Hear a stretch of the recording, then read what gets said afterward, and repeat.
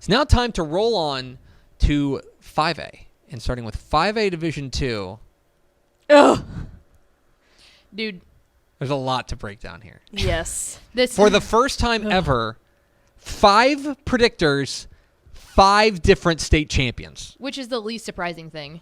Well, especially for this bracket, which does feel like the most unpredictable bracket of them all. Yes. Of all 12 of them, this feels like the most unpredictable.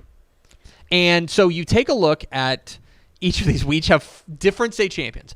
We'll start with Region 1, where there's 3 different teams represented. Mallory's rolling with Frisco Emerson. I think this is kind of like a hipster pick for me. I really love this team just from what they've done and Coach Miller has done the past 2 years, this being a new program and all. But I really think that this is a team that is filled with a different type of playmakers. And they've got a lot of depth, too. Yeah. They're sitting atop of the Region 1 bracket, right? Yeah. So they have an easier path than I think that Colleyville Heritage will have. Yeah. So Emerson would get, to me, if they can get by Grapevine, that's their biggest test. What it is for me for Emerson, it's twofold. One, how worried are you about what was a falter at the end, right? Where they lose. Basically, I think they let one loss beat them twice. Yes. Like they lose to Argyle and then they lose to Lake Dallas. Right. How worried are you about that? The other thing is, I think you're right. If they beat Grapevine, and that is not an easy task, they might be underdogs in that game.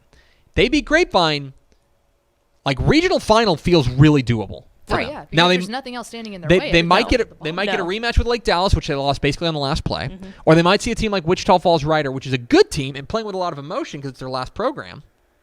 But and here's the thing too: if they meet up with Argyle again, I could see that completely going in Frisco Emerson's way. Yes, that's one where that game was so close. I think that could definitely be it's tough to beat a good team twice, and it could roll in Emerson's favor. Yes, I think that is that's fair.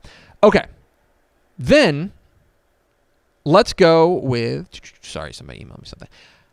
Pickle, you and I are in lockstep here. This has got to quit happening. I'm sorry. We like Argyle, which, in my opinion, is the chalky pick here. Yes. Yeah, I think so. My biggest concern about Argyle at the beginning part of the season, obviously they lose one to Melissa, they lose one to Lovejoy. Those are both bigger classifications, no, not bigger classifications, not one of them at least. Anyway, they lose those, and it was like, oh my God, they lost so much on defense from last year's state semifinalist that I didn't know if they could pull it together. Their defense has turned around. Yes. The win over Frisco Emerson was a big one, but I just think that the defense is looking like a better unit. They have the offense to be able to score. I think that this region comes down to if Argyle and Colleyville Heritage were going to meet up in the regional semis. That would be, I think the winner of that is the winner of this region. But I'm going to give Argyle the edge because I think their defense has come into form. Yeah, I think you're right. 1A division, or rather in Region 1-ish and Step are going with Colleyville Heritage. I think we are all in agreement that it's District 3 or District 4, and that's the real thing to keep an eye on here would be District 3 or District 4.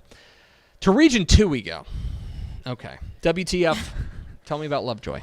Dude, it was the win last week over Melissa for me. Yeah. I mean, that was so solid. I mean, they absolutely came out and punched them in the mouth. That was my solidifier for me. I had no idea who to pick here.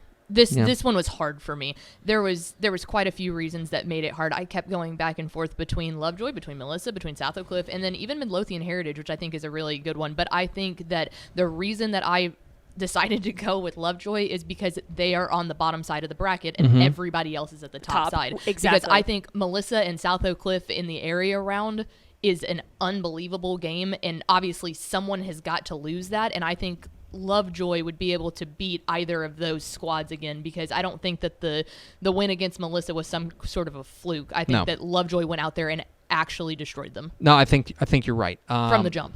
Yeah, their only losses to obviously a very tough North Crowley squad. Yeah. So absolutely. Very understandable. Well, and I've been so bullish on Lovejoy the past couple years because I feel like they should be the favorite in almost every game that they play, and then they look soft. Right. Like they look like they don't want to go out there and never hit live it. anybody. Yeah. And that win against Melissa looked like, hey, shut up. We're not soft. Quit saying I agree. it. Yeah. Ish, So they shut me up. Ish and Step are have the courage to take the 2-time defending state champion South Oak Cliff Golden Bears. So glad they So went out on hard. a limb. I know. Again, you can just say they're just following the same script as last Yeah. year, which was they lose some games early, everyone kind of forgets about them, and then they get right, and suddenly defense has been looking outstanding. The offense looks like it might be better or at least more reliable than it was last year.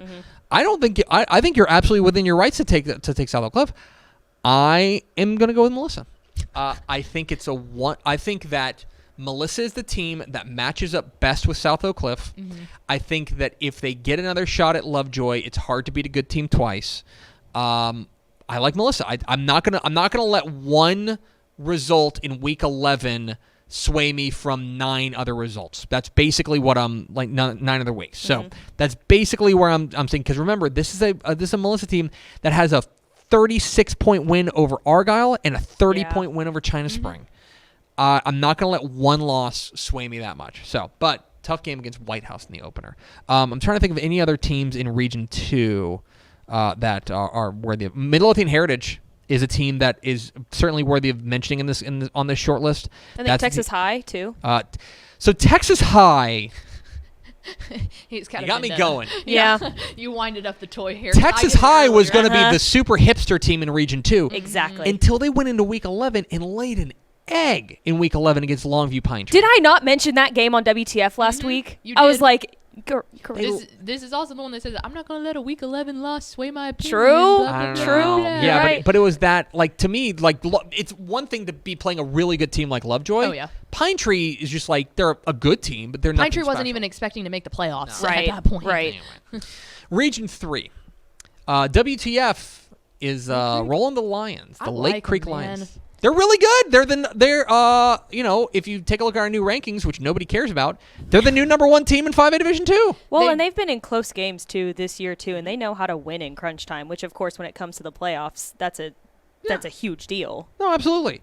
Tyvon Byers and their defense, I think the real difference for them has been, I think their defense has made a big step. They've always been able to score, and certainly, I mean, the numbers are impressive, 49 points a game, but the defense, I think, is taking a step. Well, and that was the thing last year. I mean, we talked to, I remember talking to Coach Pat Kennedy on Valley and saying, like, man, your defense finally starts kind of stepping up here in the latter half of the season. The fact that defense has stepped it up, I think that I think that's enough to push them through. Yeah. Ishmael is going with Fort Bend Marshall, which is intriguing because Fort Bend Marshall, I think, has they have 2 losses, one of which is a 7-0 loss at Port Neches Groves. Okay. You know what? P&G gotcha. It happens. Defense is Hard place to play. A couple weeks later, they go and they lose to Texas City, 15-7. That's the one that's like, is there a problem with this offense? Like when they play good defenses? But Fort Bend Marshall, when they play to their paper, they might be the most talented team in this region.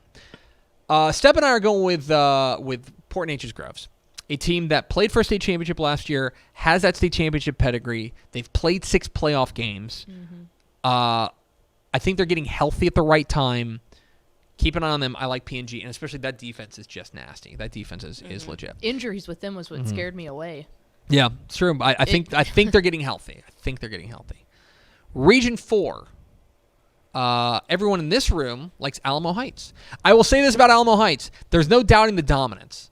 They are beating their opponents by an average score of 60-17. But have they been battle tested? That's the question. Battle-tested, Like, exactly. That's why I kept going back and forth and back and forth. That's the thing with Alamo Heights. So the problem with Alamo Heights, not the problem. The problem is they're in a 10-team district. And so they have You have to one play. non-district schedule, one non-district game, which is Seguin. And honestly, they didn't play great in that game. No, they did not. Now, they are a lot better than their district, and I think they're getting better, and I think that offense is legit. But I think the battle-tested question is a real. I think they're boom or bust.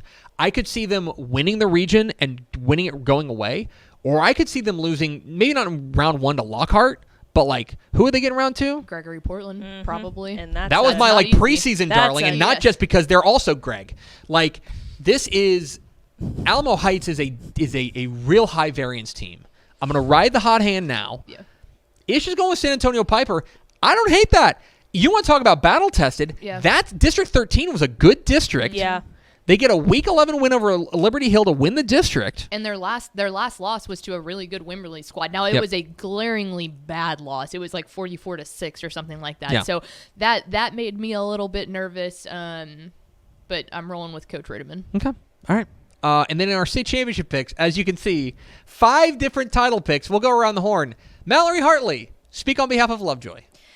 I'm kind of with Powers with this one because I know Powers picked Lovejoy at the beginning of the year to make it to AT&T Stadium in December, and I think it's clear that he picked them because they've got the dudes, they've got the playmakers all over the field there. And again, I just think it's that Melissa win last week that showed me that like this team can go the distance. They have the depth, and I just think they're really, really stinking good. I think they could make it. Ishmael Johnson's taking Fort Bend Marshall. I think he's a big believer in like Team of Destiny type stuff, which I can see. If they get hot, like we said, like the variance in them is very high. Ashley Pickle on behalf of Montgomery Lake Creek. I struggled so hard with this one, and now I just felt like I was all over the map, and so that's why I decided I was like, you know what, if I'm going to do more of a hipstery type of pick, I think that this is it, mainly because everything coming out of Region 2 is all going to beat up on each other the whole time. Like that's a good point. And not saying that Montgomery Lake Creek's not going to, but if they can get past Port Neches Groves, then I think that they've got the best shot to do it. I think that they would absolutely crush anybody that's in Region 4. So I think Region 3 will be a favorite of Region 4. Yeah, and so it's like, heck, you get there, and some of those other teams out of Region 2 are just gasping for air at that point. Why not? Yeah. I really want to believe in Montgomery Lake Creek that they can do it, because I loved them last year when they were really, really young and kind of that startup program. The fact that they've continued on the success, come on, Lions. Matt Stepp is taking South Oak Cliff. For the three-peat. That's yes. Not a bad pick. Agreed. I mean, how can like, you pick against them? Who is Yeah. like picking against South Oak Cliff is dumb. Like, don't It do is. that. It We're is. a room full We of are dumb dumb. people. Yep. We're a room full of dumb people. South Oak Cliff looks the part. Like, and they're the 2-time defending champs. And to be the man, you gotta beat the man. Woo. I'm taking Melissa. I think that Melissa is best suited to survive the Region 2 gauntlet. I think that they are the most balanced team as far as throwing the ball, running the ball, and playing defense. And I think that they would be favored over. They've already beaten Argyle by 30. Yep. And I think that they would be. I think a Melissa Port Neches Groves title game would be hellacious. But I don't know. I'm rolling Melissa. I'm not gonna let one result scare I me. went with my hipster pick on this one because I could not decide. That's fine. Go That's Lions. Fair.